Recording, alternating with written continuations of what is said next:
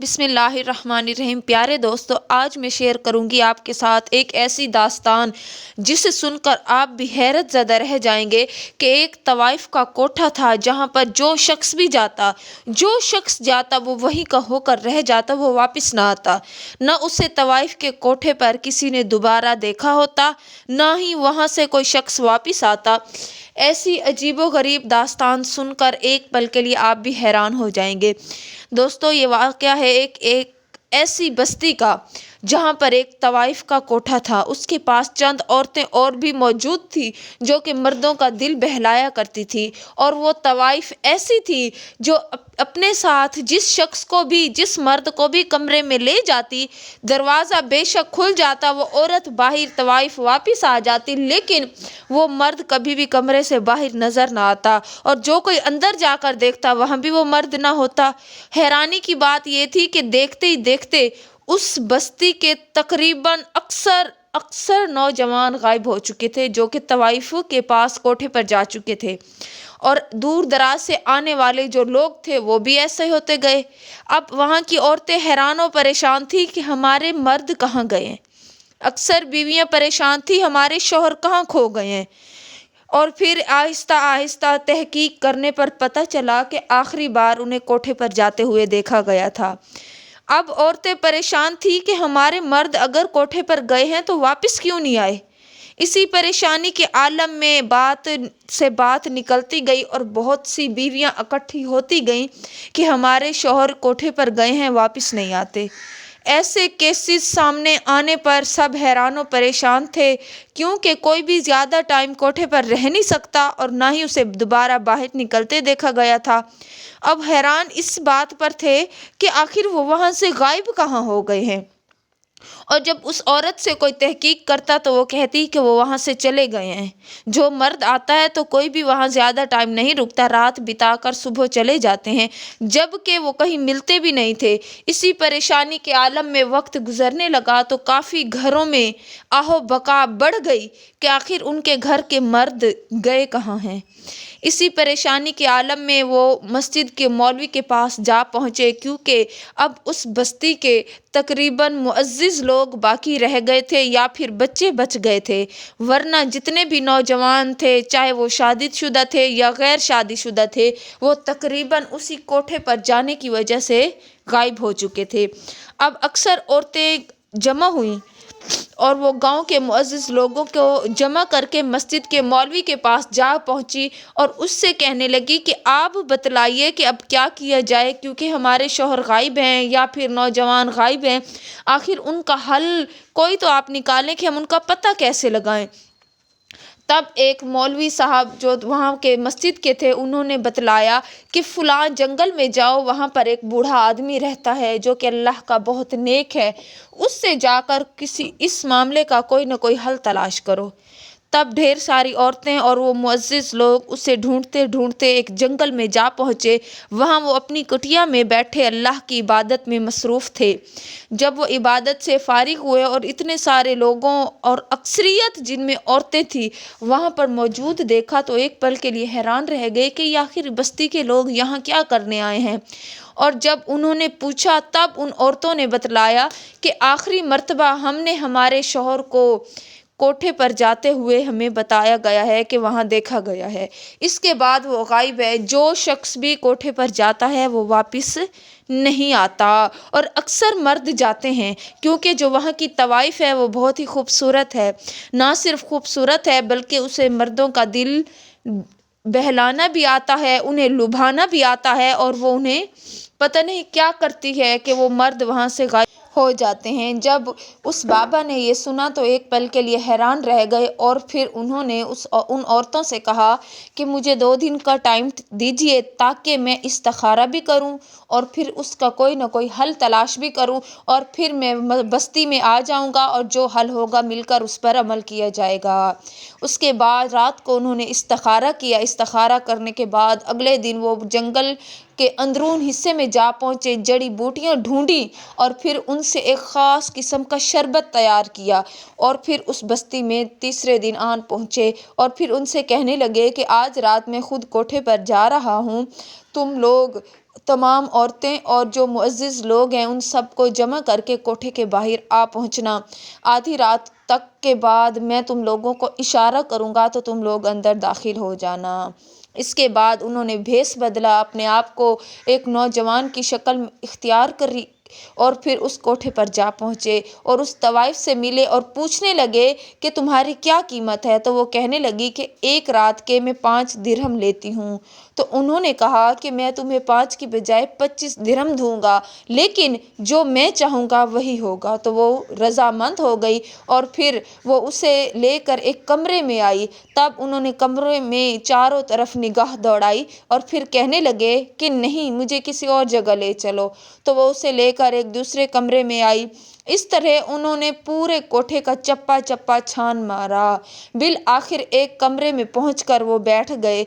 फिर उस औरत ने एक ख़ास किस्म का शरबत यानी शराब तैयार की और फिर वो उस अल्लाह के वली यानी बुज़ुर्ग जो कि एक नौजवान की शक्ल इख्तियार कर चुके थे उसे पेश किया। तो वो कहने लगे कि नहीं, मैं ये शरबत नहीं पीऊँगा। तो वो कहने लगी कि जो मर्द भी मेरे पास आता है वो शराब या शरबत जो भी हो मैं उसे पेश करती हूँ और वो इसे पी लेता है। तब वो उसे कहने लगे कि नहीं, मैंने तुमसे कहा था कि जो मैं चाहूँगा वही होगा। मैंने 5 की जगह 25 दिरहम तुम्हें दिए हैं ताकि आज जो मैं चाहूँ वही हो। तब वो औरत खामोश हो गई और फिर उसके मन कहे के मुताबिक वो ही करने लगी जो वो अल्लाह वाले चाहते थे। इसके बाद उस आदमी ने अपनी तरफ से एक वो शरबत ख़ास जो उन्होंने जड़ी बूटियों से निकाल कर बनाया था उसे पेश किया और कहने लगे कि हर रात जो मर्द तुम्हारे पास आता है तुम उसे अपना बनाया शराब या शरबत पेश करती हो। आज मैं तुम्हें पिलाना चाहता हूँ। तो वो कहने लगी कि मैं बाहर का पानी शरबत नहीं पिया करती। तब उस बाबा ने वही बात दोहराई कि मैंने तुमसे कहा है कि मैं 5 की बजाय 25 दिरहम दूंगा, लेकिन जो मैं कहूँगा तुम वही मानोगी। तब वो औरत खामोश हो गई और जो शरबत उस बाबा ने उस अल्लाह के वली ने बनाया हुआ था वो उस औरत को पेश कर दिया।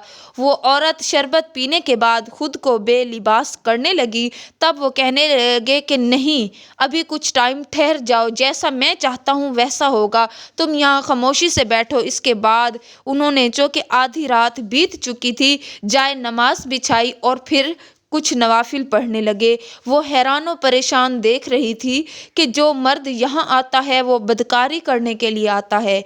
ये जो जगह है ये कोठे के नाम से, तवाइफ खाने के नाम से मशहूर हो चुकी है। यहाँ हमेशा बदकारी और गुनाह किया जाता है। आज ऐसा क्या मंजर मेरी आंखें देख रही हैं कि यहाँ पर अल्लाह की इबादत हो रही है। और वो खामोशी से वो मंजर देख रही थी। जब वो अपनी नमाज से, अपने नवाफिल से फ्री हो चुके तब वो उससे कहने लगे कि अब मुझे बतलाओ कि जो मर्द भी यहाँ आते हैं वो कहाँ जाते हैं। तब वो औरत कहने लगी कि इस बारे में तुम्हें कोई मालूमात नहीं दी जाएगी, तुम अपना काम करो और निकलो यहाँ से।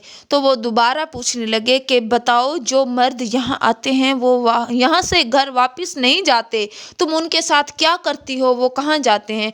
तब वो कहने लगी कि मैं तुम्हें बतला चुकी हूँ कि तुम्हें इस बारे में कोई मालूमात नहीं मिलेगी। तब वो कहने लगे कि जो शरबत मैंने तुम्हें पिलाया है तो वो ऐसा है कि उस शरबत को पीने के बाद तुम हर बात जो जो मैं पूछूंगा वो सच सच मुझे बतला दोगी। तो वो कहने लगी कि नहीं। इतने में वो कहने लगे कि मुझे थोड़ी गर्मी लग रही है, तुम खिड़की खोल दो। तो वो कहने लगी कि नहीं, जो भी इस कोठे पर आता है खिड़कियां दरवाजे मैं बंद कर देती हूँ और इसके बाद सुबह ही खुलते हैं खिड़कियां दरवाजे, रात को नहीं खुलते। तब वो उसे कहने लगे कि मैंने कहा था कि जो मैं चाहूँगा वही होगा, इसलिए मैंने तुम्हें 5 गुना ज़्यादा रकम इनायत की है। तब वो औरत उठी और उसने जाकर खिड़की खोल दी। तब वो हवा लेने के बहाने खिड़की में जा ठहरे और चूँकि उन्होंने बस्ती वालों से कह दिया था कि तमाम औरतें और मुअज़्ज़िज़ लोग बाहर ठहरना, मैं इशारा करूँगा तो तुम लोग अंदर दाखिल हो जाना। तब वो इशारा उन्हें देने लगे। इशारा मिलते ही तमाम लोग और औरतें छुप कर उस कोठे के अंदर दाखिल हुए और एक जगह पर छुप कर खड़े हो गए। तो वो अल्लाह के बुज़ुर्ग फिर उस तवाइफ से कहने लगे कि मुझे बतलाओ کہ جو اور مرد یہاں پر آتے ہیں تم ان کے ساتھ کیا سلوک کرتی ہو؟ تو وہ آگے بڑھی، اس نے ایک پردہ ہٹایا تو وہ دیکھ کر حیران رہ گئے کہ اس کے پیچھے ایک شیشہ لگا ہوا تھا جس کے اندر تمام مرد موجود تھے۔ اس طوائف نے ان مردوں کو شیشے کے پیچھے کھڑا کر کے ایک ایسا منتر پھونک دیا تھا جس کی وجہ سے وہ وہیں پر بت بن کر کھڑے ہو گئے تھے۔ جب اس بستی کے لوگوں نے اور اس اللہ والے نے وہ منظر دیکھا تو وہ حیران و پریشان ہو گئے، اور پھر عورتوں نے دیکھا کہ واقعی وہ تمام مرد جو کہ ڈھونڈے جا رہے ہیں وہ اس شیشے کے پیچھے کھڑے ہو گئے ہیں۔ تب اس اللہ کے نیک ولی نے آیت الکرسی پڑھ کر اس شیشے کی طرف پھونک ماری تو وہ شیشہ خود بخود ٹوٹ گیا۔ جیسے ہی شیشہ ٹوٹا، جادو کا اثر ختم ہوا اور وہ مرد باہر نکل آئے۔ اتنا ہونا ہی تھا کہ اس اللہ کے ولی نے اپنے پاس سے ایک پانی جو ان کے پاس موجود تھا نکالا اور اس عورت کے اوپر پھینک دیا، اور جیسے ہی پانی پھینکا تو اس عورت کا جو منہ تھا وہ وہی رہا، لیکن جو اس کا جسم تھا وہ سانپ کی شکل اختیار کر گیا۔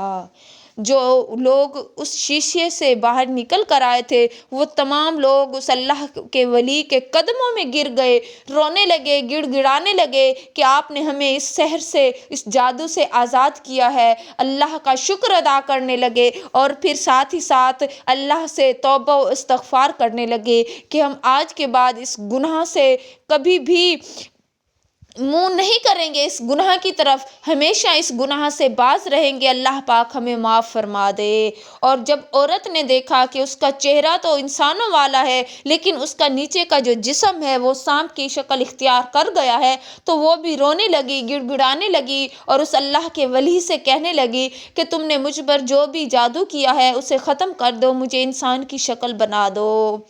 تب وہ عورتیں بھی اس اللہ والے سے ریکویسٹ کرنے لگی کہ آپ اللہ سے دعا کریے، اللہ پاک ہمارے ان مردوں کو ہدایت کی راہ پر چلائے، انہیں نیک صالح اعمال کی توفیق عطا فرمائے تاکہ یہ گناہ سے باز آ جائیں، اور پھر اس عورت کو بھی اس کے کیے کی سزا ضرور ملے۔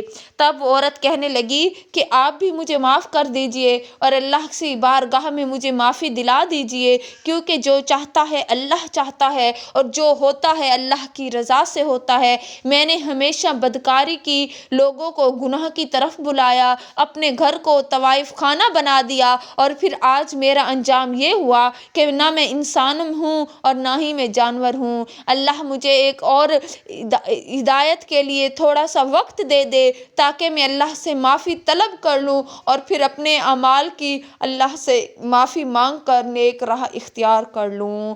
تب وہ اللہ کے ولی جو تھے وہ اس عورت کے لیے اللہ کی بارگاہ میں دعا کرنے سے پہلے اسی سے کہنے لگے کہ اگر تم چاہتی ہو کہ تم نیک ہو، پاک باز بن جاؤ اور اس بدکاری سے باز آ جاؤ، تب میں اللہ سے التجا کروں گا کہ وہ تمہارے جو اس جسم کو ہے وہ ٹھیک کر دے۔ تب اس عورت نے وعدہ کیا کہ میں وعدہ کرتی ہوں میں یہ تمام گناہ چھوڑ دوں گی، بس آپ مجھے کسی نہ کسی طریقے سے ٹھیک کر دیجئے۔ تب اللہ کے اس ولی کے کہنے کے مطابق وہ تمام مرد، عورتیں، خود اللہ کے ولی اور جو اس طوائف خانے کوٹھے پر موجود عورتیں تھیں، ان سب نے مل کر اللہ کی صدائیں بلند کر دی۔ جیسے ہی اللہ کی صدائیں اس کوٹھے سے بلند ہونے لگی تو اللہ کا معجزہ ہو گیا کہ وہ عورت بالکل اپنی اصل شکل میں واپس آ گئی۔ واپس آتے ہی وہ سجدے میں گر گئی، اللہ سے دعا کرنے لگی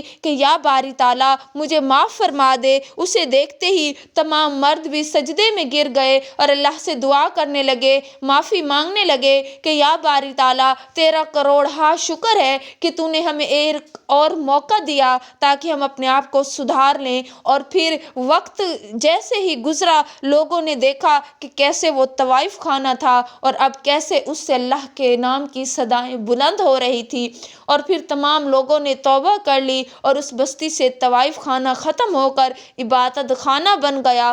وہاں پر جتنی عورتیں تھیں وہ بھی توبہ استغفار کرنے لگی اور پھر اس جگہ کو اللہ کی عبادت کے لیے وقف کر دیا گیا۔ سبحان اللہ۔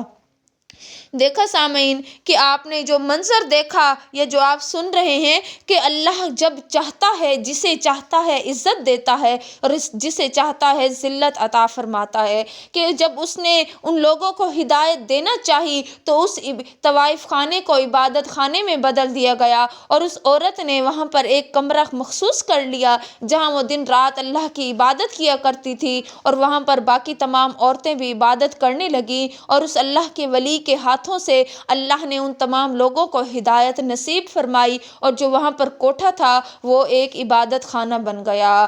اس ویڈیو سے، اس کہانی سے سیکھ یہ ملتی ہے کہ اللہ تبارک و تعالی جب چاہتا ہے کسی گناہگار کو معاف کرنا چاہتا ہے، اگر کوئی سچے دل سے اپنے گناہوں کی معافی طلب کرتا ہے تو اللہ پاک کس طرح طوائف خانے کو بھی عبادت خانہ بنا دیتا ہے۔ سچ کہا کسی نے کہ اگر کوئی سچے دل سے اللہ سے اپنے گناہوں کی معافی مانگے گا تو اللہ تبارک و تعالی خوش ہو کر اس بندے کو گناہوں سے بخشش عطا فرمائے گا، کیونکہ یہ وہ در ہے جہاں پر جتنا زیادہ گڑ گڑایا جاتا ہے، جتنا زیادہ رو کر معافی طلب کی جاتی ہے، اتنا زیادہ اللہ کے ہاں رتبہ بلند ہوتا ہے۔ سبحان اللہ۔